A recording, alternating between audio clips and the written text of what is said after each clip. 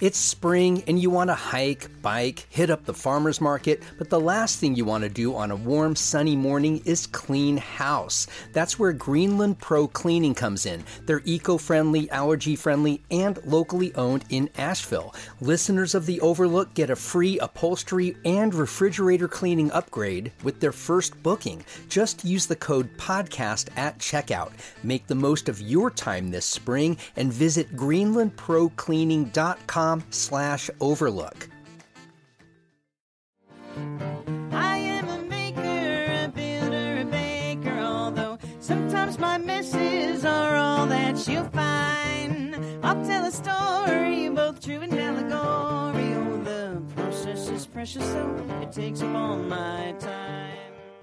Madison Brightwell and Don Silver are local novelists who don't know each other but have similar creative trajectories. Both spent early years behind the scenes, Brightwell in film production, Silver working for music mogul Clive Davis before turning to more conventional careers. Brightwell still works as a hypnotherapist, while Silver spent 2 decades in corporate business work. It wasn't until their 40s that both leaned into fiction writing.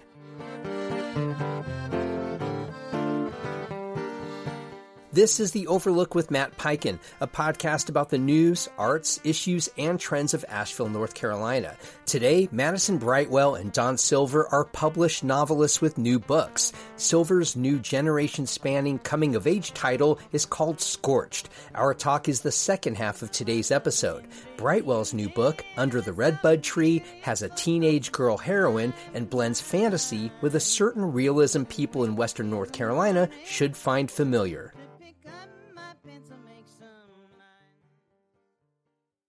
Madison Brightwell was a working actress on the stages of London before quitting acting, divorcing her husband, and moving to Los Angeles.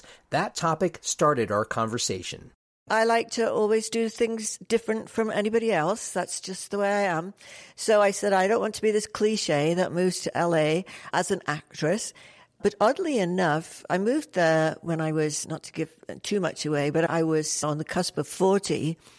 So I'd already had my career as an actor, and really, if you don't make it by the time you're 40 or so, it's a very difficult profession to carry on saying, okay, I'm going to sacrifice everything for this.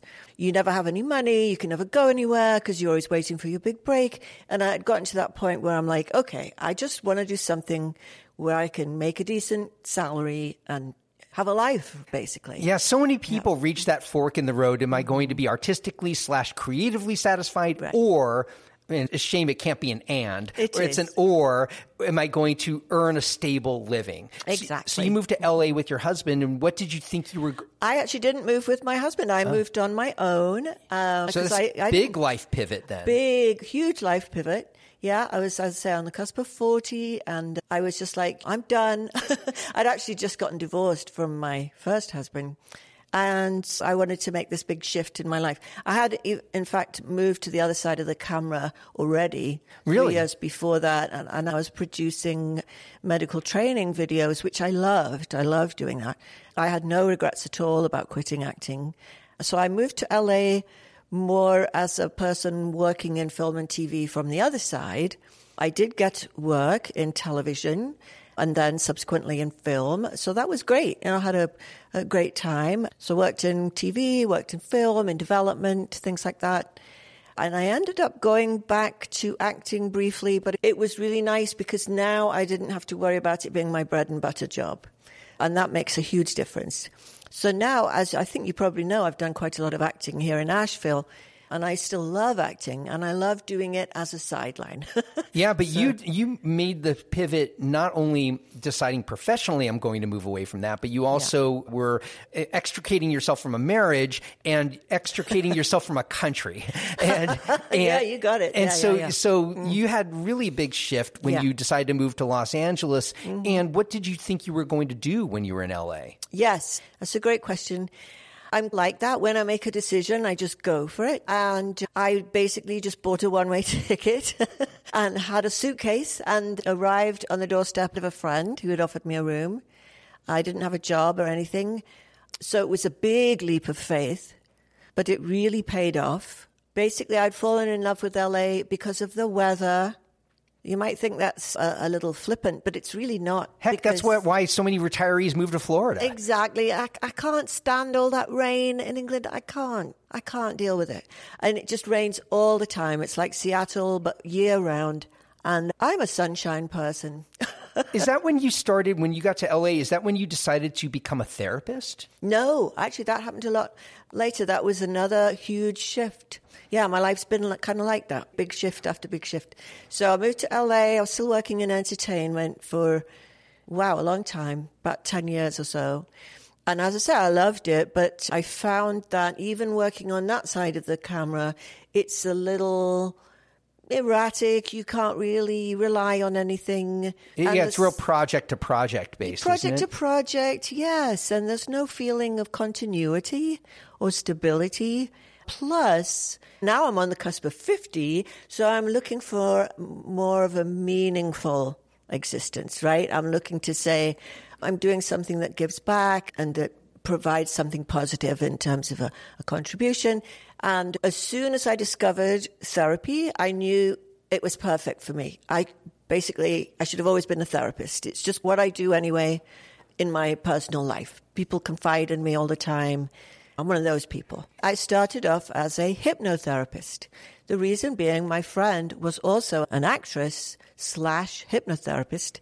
And she said, this will be great for you because there's an aspect in hypnotherapy, there's an aspect of performance about it. Not that you're on stage being a hypnotist at all. You don't do that. But what you do is after having your talk with the person, which is more like the therapy, and you find out a bit more about what their issues are and what they want to work on, then you create on the spot this hypnotic journey for them to go on. In a way, that's like an improv theater in a way. It is, yes, which I've also done and love. Yeah. It was like it used my creative self, which I very much bring into my therapy. And so I would be creating this whole little journey for them and using what I knew about psychology, which again, acting, psychology, so similar, much more than people realize, because you have to sort of empathize with the person. You have to get inside their head, figure out what's going on inside their head to make them do what they do, say what they say. So I loved it. I was a hypnotherapist exclusively for 2 years. And then what we had was the 2008 crash. Yeah, the economic crash. Economic crash. I lost all my clients overnight. And I figured I need to do something to get some more credentials to make me more employable. So I was very pragmatic about it. I went back to school. I got myself a master's in psychology and then eventually got a doctorate also in psychology. Then there was no stopping me after that. I was just like on a roll. And as I got these credentials, it got easier and easier to get work until now, no problem at all.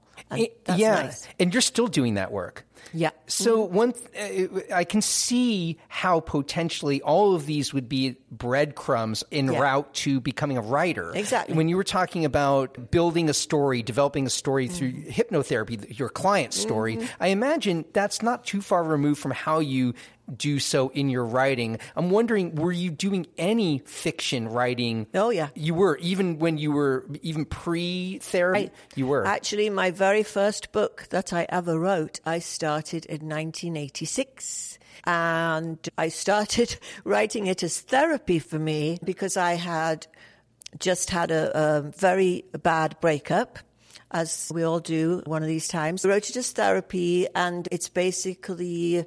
It's a psychological crime thriller, and I then wrote 3 other psychological crime thrillers. That became my genre, and that's so interesting, isn't it? Because I'd never even thought about being a therapist, and yet I'm writing about people who are psychologically damaged in some way. I'm writing about pathology, because all my books, the central character is usually the hero or heroine. It's usually a heroine. Is doing bad things, and we're figuring out why are they doing these bad things, right? So I've always been fascinated by that. That's interesting because you look at your new book, Beyond the World of the Redbud Tree, that Charlie, the central character, I wouldn't describe as that necessarily. No, and this is a big departure, actually, as I wrote those 4 books in the 90s, because you said I've been published later in life, but I had already written those books, but I never managed to get them published. I tried to, but that gave me the ability to put together a book, if you like, which is not an easy process. So I knew I could do it, but I didn't do any writing between then and 2020 when I started this new book. Now, that's quite a long distance of time. 20 years, yeah. Yeah, beyond just mere aging. You went from writing one very specific kind of book and a series of them to doing something very different with your new book. What do you attribute such a shift in terms of topic, the makeup of your heroine, and the path of the book? What do you attribute such a big shift to? For almost 20 years, I've been working as a therapist. And I do think when you're working as a therapist, you're actually working on yourself too. I feel like I've grown, I've matured, I've become more wise and more interested in the world, if you like, and I'm doing something positive for the world. So that's one aspect of it. Then, of course, I've grown. I've changed a lot. I've moved from LA to Asheville, which is a very different community, a different experience. I got married in 2018, by the way, so fairly recently. So all of these things have created a different person in me, if you like. The reason I chose this genre was partly because we were just going into the pandemic at that time. This is May 2020. My husband and I had just bought our house in Weaverville. And so I was affected by what was going on around me. I was affected by the Black Lives Matter stuff and the protests and all that was going on. And I felt like we really needed some hope and inspiration in the world. And so it was affected by where I happened to be geographically, because there's a lot of that in the book, and also where we were as a society. And this was also global, the disappointment, the frustration, all of those things that we're feeling as a society.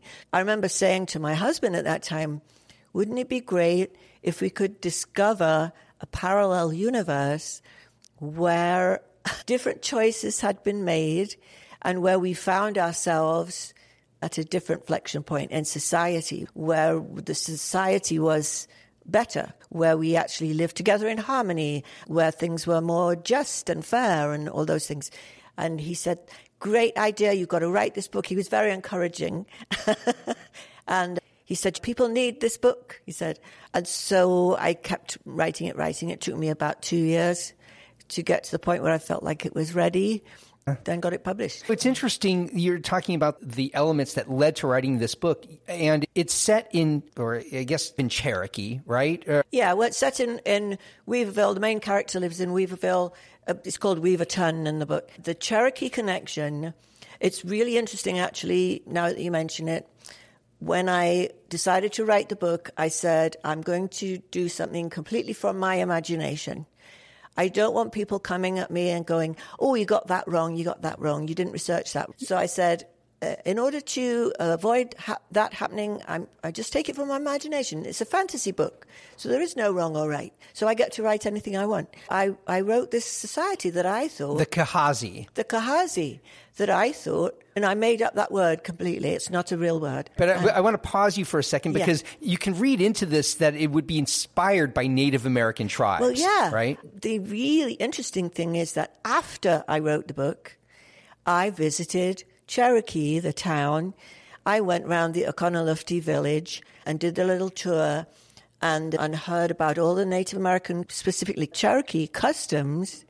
And I'm like, oh, my God, this is what I wrote about in my book. Yeah, as I was reading through it, that's what occurred to me. Yeah. And I was wondering how much, you're saying this was after the fact. After that you went, the fact. That's really interesting. It is, isn't it? Yeah. But I can see where some people might say, why is this older white woman writing about a young Native American girl? Yeah, she's not Native American, but I know she's not. She's a little bit Native. She's a little bit. The Kazi is a kind of a quasi or a hybrid. Yeah. So how did you decide to weave actual elements of the world we know into what is your fantasy world? Because it's not pure. It's fantasy. It's fantasy in the way that, look, it's pure fiction, and you've created these characters and you created this culture, this society of the Kahazi, yet there's so many identifiable elements to the world we know here in Western North Carolina. That's right. How did you know how to strike that balance between what's real and what would be fantasy? That's a good question. Some people have remarked about the book that they like the way I've balanced those two things, melded them, if you like. When I came up with the character of Charlie, I wanted her to be 16 because I wanted her to be at that age where you're very idealistic, but you're also conflicted. You're also angsty. You don't know who you are. She's got all that going on inside her. And by the way, I very much based all the characters on people I've met as clients. That's interesting that all the characters are based on people as clients, so they all came to you with some kind of issue. Oh, of course, yes. But that's interesting to me that you turned those into characters. So all your characters ostensibly would have certain issues to them. That's true. Well, I think we all have issues, though, don't we? I mean, I was raised by a single mom, and that's influenced me a lot. And I discovered all my characters in my books have one parent. And I'm like, that's interesting, isn't it? Maybe I'm not able to write about someone with two parents because I don't have that knowledge of what it's like. So there wasn't domestic abuse in my family, but I've heard about it a lot from my clients, and so I know about it. And some people remarked, oh, what a cliche that you've put this woman with the domestic violence. Maybe it's a cliche, but hello, it happens, and people go to therapy and talk to me about it, and it's real. Now, this book also seems to straddle the line between young adult fiction and just regular fiction. Right. Did you intend it as a young adult novel? I did not. No. That seems true to me, that because it doesn't read like a young adult novel per se. No, I didn't want it to be a young adult. When people say, oh, this is a children's book, I say it's really not. It's got some mature themes in it, which would be too much for anyone under 16. I do not want children to read it. 16 plus, yeah, fine. They might be able to connect with some of those themes. Young people seem to like the book, it appeals to them, but it also appeals to older people, such as, myself. I would love to read this book because it's got that idealism in it, which some people don't lose, like I haven't lost. Hopefully, some people who are older who haven't lost that idealism can respond to the book, can say there's something in this that speaks to me. I want to make a note here. At the end of the book, you have an appendix with deep explanations of kind of the rules of this society, the definitions of things. You go into a lot of detail at the end, which I thought was interesting. Sometimes writers who write in fantasy will set things up in the beginning of the book, give people anchor points to this. Why did you leave that for the end? Yes, a friend of mine called it my manifesto. I thought it was interesting. I guess I wanted readers to go into it like Charlie goes into it, not knowing anything. I didn't want them to have extra knowledge about it beforehand. So I wanted them to just experience it like she does. Wow, what's going on? Why are these people behaving like this? And then at the end, it's like when you watch one of those kind of mystery movies or TV shows, and at the end, all the clues that you've been picking up, oh, it all makes sense, because now I have this extra information. So it's a bit like that. And I wanted people to have a sense that it's a real world that I've created, because also it sets you up for books 2 and 3. And you're also acting still. You've done some productions. Are you active still on local theater? And I'm active. I'm not as active this year as I have been some other years because I had some family stuff going on.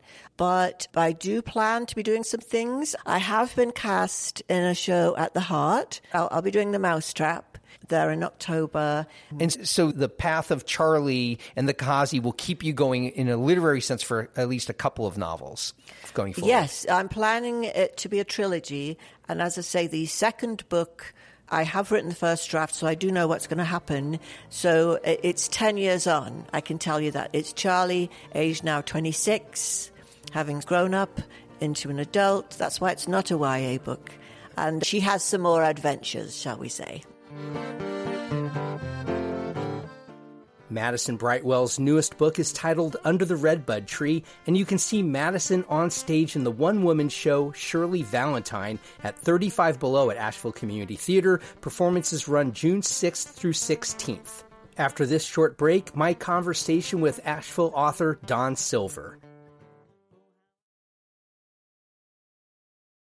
Don Silver grew up in Philadelphia and was in his early 20s when he moved to New York and began working at Arista Records for Clive Davis. My fascination with this period of his life opened our conversation.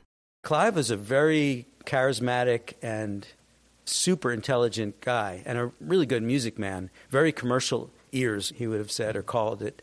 I was an A&R. So. Wow, what a great... I've always romanticized being an A&R guy at a record company, like in the 80s and 90s when so much great music was happening, and I used to just daydream, what if that were my job, were to discover artists? Is that what you were doing? Yeah, I mean, it was, for the first 6 months or a year, it was just like the dream. He could be overbearing and dismissive and very difficult for a young person. And because he took a personal interest in A&R, he had all his VPs reporting to him, and then I was just the lowly A&R guy, but he would call me into his office 2-3 times a day sometimes and play me something, blast it. After one listen, he would expect a dissertation basically on it. What about the melodic hook? How are the lyrics? Is it going to grab someone? So it was a very high-pressure situation, but it was incredibly fun. And at 22 years old, I had an American Express credit card, and I could walk into any club I wanted in New York. Tell me about the artists that you found and you cultivated. It's easy because I found no artists that he signed. I found several artists that I would have liked to sign, but he wasn't interested in them. That must have been really deflating. Yeah, as a kid, I didn't expect that much, but yeah. I found some early new wave, I guess you would call them, acts that could have sold a little bit, and I was into jazz at the time, so I picked up a few jazz albums that I thought, or recordings that I thought would make good albums. But mostly I was a song man, and that's Clive's great gift, is to find songs and cast them for his artists. So we had artists like Dionne Warwick and Barry Manilow and Aretha Franklin and many others who needed to be pitched songs that could be top 40 or top 20 hits from outside. Yeah, so did you connect any songs from songwriters that you were finding to some of these already major stars? Yeah, that was what I did. And he would put out a call, and we'd have 90 days to put together a portfolio of songs. That's, in fact, how I got my job, because I walked in and I was full of confidence, but I had no experience. And he said, just like young people can be, right? Just like everybody. But I was bold and up for an assignment. He said, all right, if you can put together a cassette tape with 7 songs that could be hits for artists, I'll hire you as an A&R guy. So you did that for a couple of years. Where did you go after that? I left with Michael Friedman, who was Clive's executive assistant, and we formed a production company called the Empire Project, and we did rock acts, and we produced the last studio recording by the band Orleans, and we had a really nice run for a couple of years. Did you just eventually get dulled on the business of music? Talk about your evolution, your pivot, or if it wasn't a pivot, if it was emerging in any degree from the music industry into your literary career. Yeah, that's it. So it'll take a little longer, but it was a pivot. It wasn't a merger. I had grown tired of the music industry. I also was feeling less connected to the kind of music that was really popular. This was the heyday of disco music, and I couldn't connect with that really, the whole culture of it. So what drew me to music in the first place as a musician and in the music business was love of basically singer-songwriters and the California sound and which was British rock. And the antithesis of disco. It felt that way to me. So I didn't have the ear for disco, and I didn't want to have the ear for disco. And it's also a cultural thing, right? You know, when you're talking about songwriters, musicians, bands, these are artists, creative artists in a different way than disco. Disco, the artists largely didn't write their own music. It almost seemed like it was music by formula or hits by formula. It was. And I wish I had recognized the artistry that could go into that in the same way that hip-hop now has a profoundly deep artistry when you look at layering and sampling. And we did have a few hits, disco hits, where we had a songwriter create a song, and then we found 2 producers, and we would fabricate the artist, just to your point, that there really was no artist. Right. And we'd have a top 10 disco hit. And so when you were assessing yourself in that way, had you already cultivated a sense of writing? Were you doing any writing at all up until that point? What was you said it was a pivot, not emerging. So when did writing even enter your sphere of consciousness? It never left my sphere of consciousness. From the time I was a little kid, I'd written stories. I wrote poetry through my teen years. I went away to college, and my first semester I took creative writing. I didn't like being criticized at the time, so I pivoted from that and studied business, thinking music and business would make a good pairing. And so I was constantly writing, not not very well.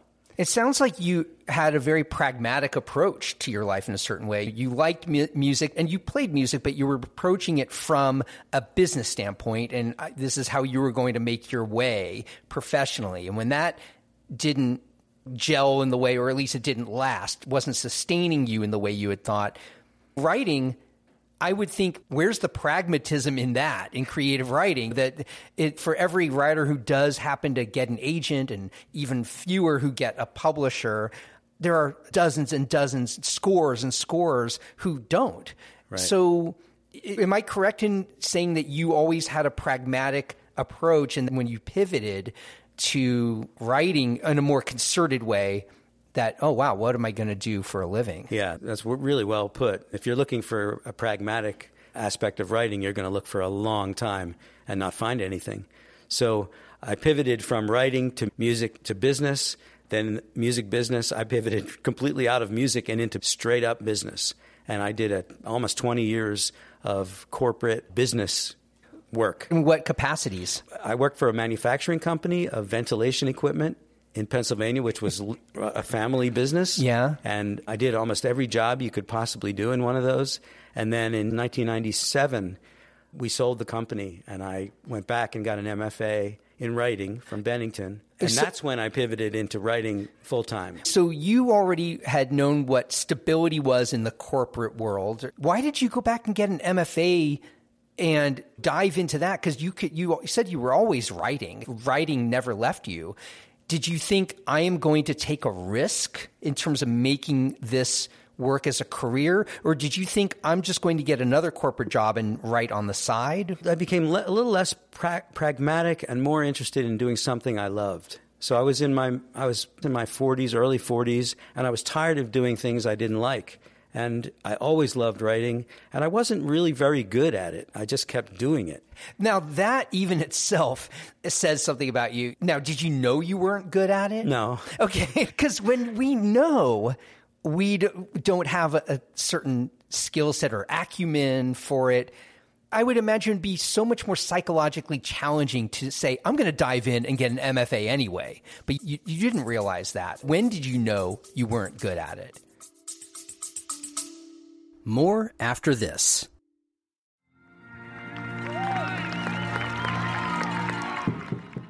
When you go to an Asheville City Soccer Club game, you're not just watching soccer, you're welcomed into what players and fans call the South Slope Blues.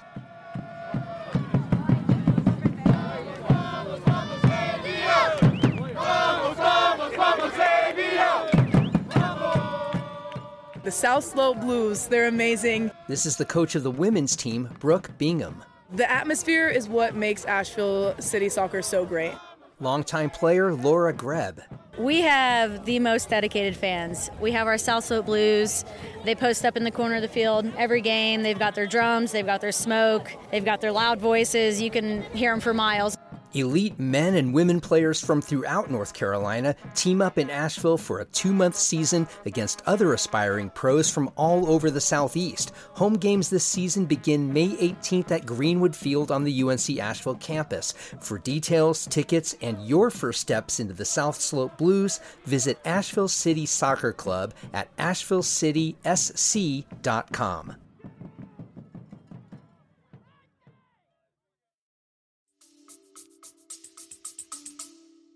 I wrote songs all throughout my young life. You're reminding me of a comment that Clive Davis made to Barry Manilow. I wasn't in the room, but Barry Manilow had always done covers of people's songs, and he wanted to write his own. And Clive said to him, "Don't you think if you were Irving Berlin, we would know by now?"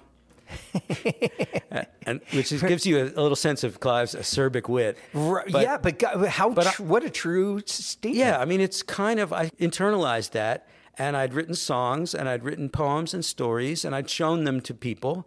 And I took a course. Actually, when I was in business, I drove a couple hours every week to take a course with the poet Stephen Dunn, where we all wrote poetry and submitted it to him.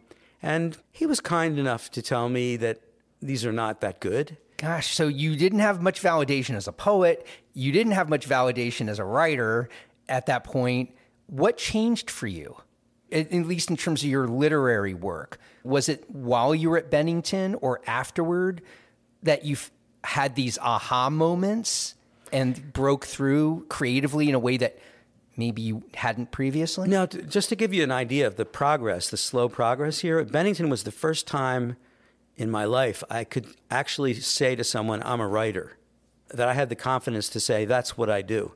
Not as a profession, but as opposed to I'm just a person who happens to write now and then.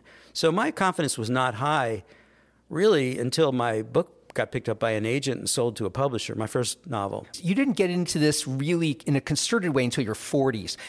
When you started shopping, you got an agent for your debut novel and you got published. Did that all happen rather or relatively quickly compared to what many people experience in the publishing world? It did. Yeah, it did. The first novel was picked up.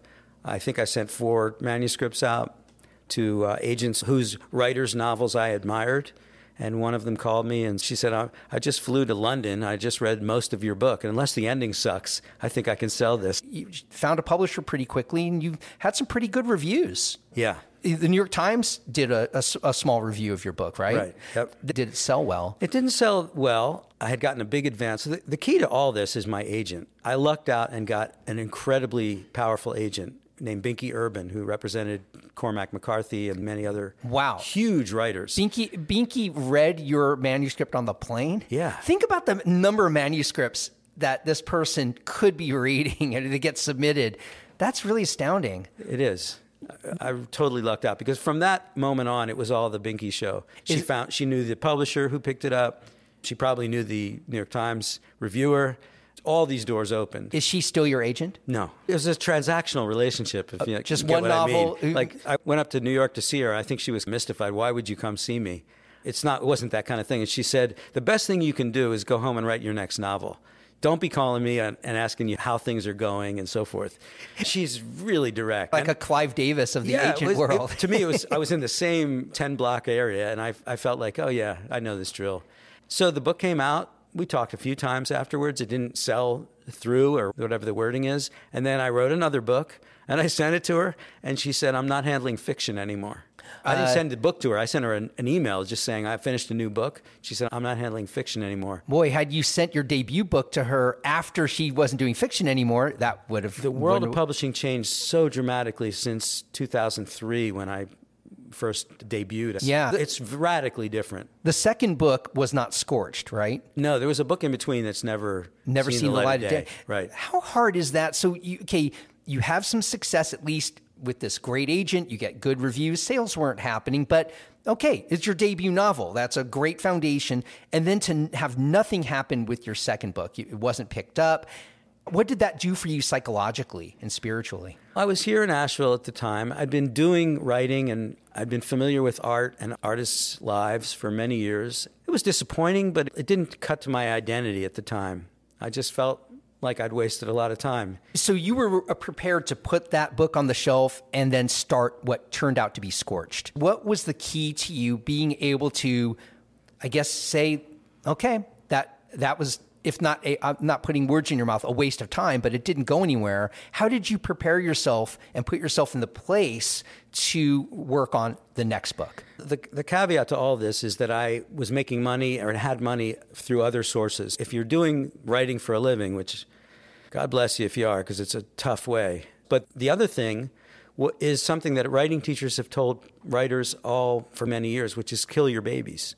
If you find a favorite phrase, if you find a storyline, a plot line, and you fall in love with it, and it's not really working, be prepared to throw it away. Now let's talk about the new book. The book spans decades. You start out in the 70s. You take us up into 2000, I believe, is when the third part of the book happens. And it's centered around a group of boys who are at a boys' school, like a residential facility, right, for wayward boys. And what happens is the boys, eventually they're on a beach together, and two of the boys get into a violent encounter with some man, which I felt in the book, you don't spend a lot of time on this episode. It just happens over the course of not even a full page. Okay, this guy is killed, and he's buried in shallow sand. And then the boys go on with their lives, and you take us through a couple of segments of their lives into mid-adulthood, around their 40s or so. Where was the genesis of that idea, a Stand By Me, but brought into a... You must have heard that already. No, I'm smiling because it's dead on how you're describing it, but the answer that I'm going to come up with isn't really going to sound like it relates, because I have no idea where that idea or many of the ideas that eventually became Scorched came from. I'm a seat-of-the-pants writer. I don't plot things in an outline form. So this idea came to me. I've had a buddy since 7th grade who's been giving me book ideas ever since we were kids, and one after the other, they've been terrible. But he came up with one idea in 2016 or 17 that I thought was fantastic. And that became the genesis of Scorched. But by the time I finished the manuscript, the book was good, but that idea didn't work. And I had to throw that away. So his idea was the inspiration for you to start writing this, but then it went by the wayside and it became an entirely different thing. Yeah. I find it interesting that you don't outline. And so you're just going literally in a linear path in your writing as you're writing the beginning of this book, page 1 leads to page 2 and so on. And that's how you write? More or less, yeah. That's really interesting because I, as a journalist, when I was writing for newspapers, that's how I wrote my articles. I never outlined anything like that. But when I interview novelists, because the books are so big that without outlining, it's easy to go off on dead-end tangents. You go on and then you realize you're stuck and you've written something that, wait, I don't want to be here. And then you have to backtrack or completely wipe out, kill your babies, as you put it, and go somewhere else. Yeah. Are you not burdened by that? I am. What I do is so inefficient. It's incredible. So there are lots of dead ends and a lot of scraps that get thrown out. But I follow the very simple idea that if it's exciting to write it, it'll be exciting to read. And if I go out on a tangent and it stops being exciting to write, I just stop. And I dial back to where it was last exciting, and I try something else. It seems like you easily can detach from things you've created and move on, seemingly in different directions. It's a hard-won skill, Matt. I am okay at letting go compared to the way I used to be, which was terrible. I held on to everything, and you could extend that to relationships or aspects of identity. But I've worked really hard to be able to let go of things, and creative output I've had the most practice. You said you've worked really hard at it, so you felt you should and had to get to a happier place in your life to have that, cultivate that ability? Yes. The process of living, aging, and such is enhanced greatly by being able to let go. What do you think is the key to that? How were you able to turn onto the other side of that hill? Life gives you ample opportunities through suffering to experience the pain of not letting go more easily or willingly. And I've read a lot of great writers and listened to a lot of great talks in the Buddhist tradition, mindfulness. I've had some great therapy, most recently in the what's called ACT, acceptance and commitment therapy, which is a remarkably simple and short modality that you can walk yourself through that gets you closer to that. You said you're working on your new novel. Are you otherwise retired, or are you still working? I'm retired from the money-making business. Yeah. So you can focus on your writing now. Yeah, but the thing I'm focusing now on is tenor sax. Is that so? Really? When did you pick that up? I picked it up about a year and a half ago. Why the tenor sax of all instruments? A lot of people pick up guitar, maybe piano. I've heard maybe a cello. I haven't heard of too many people later in life picking up the tenor sax. Had you played wind instruments or horns before? I played a alto sax in the marching band in 7th grade for one semester, but I wasn't even able to form a sound when I picked it up again. There are a couple of reasons. I've played guitar all my life, starting at 13 or 14, and I got to be okay, and I played the same things over and over again. I never developed a knowledge of the fretboard or a musical theory background.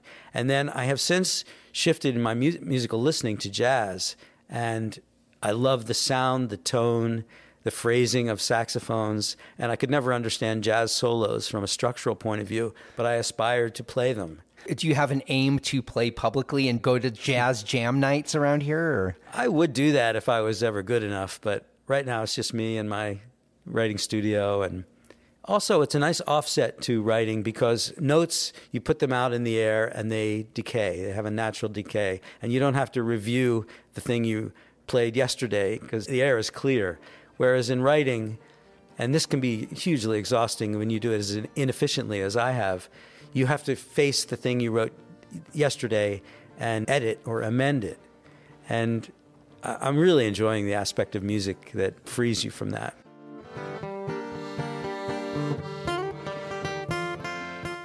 I want to thank my guests today, authors Madison Brightwell and Don Silver. Our conversations were recorded at the BB Theater in downtown Asheville, which comes to me courtesy of the Asheville Contemporary Dance Theater and Susan and Giles Collard. If you value the Overlook's place in Asheville's media landscape, please consider joining dozens of others who are supporting the show through my Patreon crowdfunding page. Become a member for as little as $5 a month. Visit patreon.com/The Overlook Podcast.